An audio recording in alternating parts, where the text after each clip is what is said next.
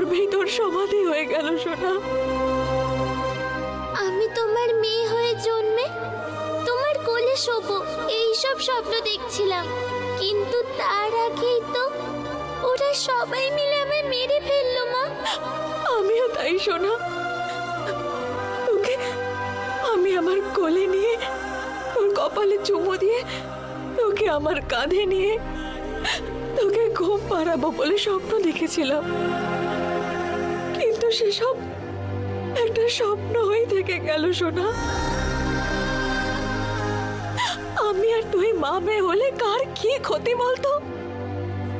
কেন আমাদের কেউ কাছে আসতে দিচ্ছে না? যদি সত্যি আমার পুনর্জন্ম হয়, আমি তোমার মেয়ে হয়ে জন্মাবো, না হলে আমি আর জন্মাতেই চাই না।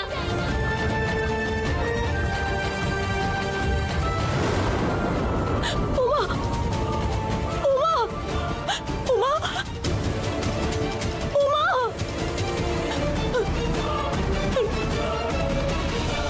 উমা।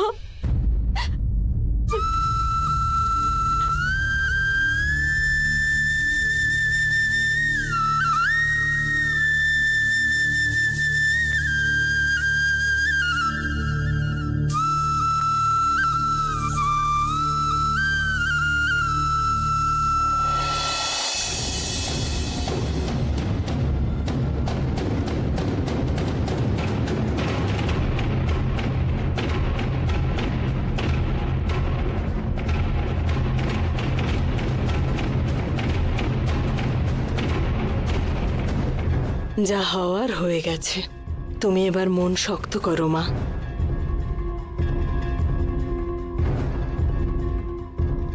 কি করে করব মাসিমা? আপনি কে তা আমি জানি না, আপনাকে আমি দেবীমার স্বরূপ বলেই মনে করি।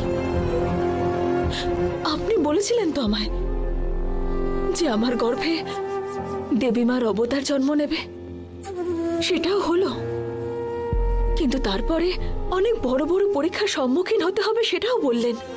সম্মুখীন হলামও, সব পরীক্ষার মুখোমুখি হয়েছি আমি। সবশেষে যখন আমার প্রাণ সংকটে পড়ল, আমি দেবীমার চরণে আশ্রয় নিলাম।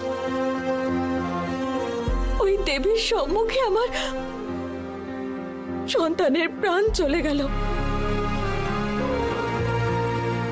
তখন কি ওই দেবী আমার সন্তানকে বাঁচাতে হবে বলে আমাকে সাহায্য করতে হবে বলে ভাবলেন না? দেবীরাও চাইলে সবকিছু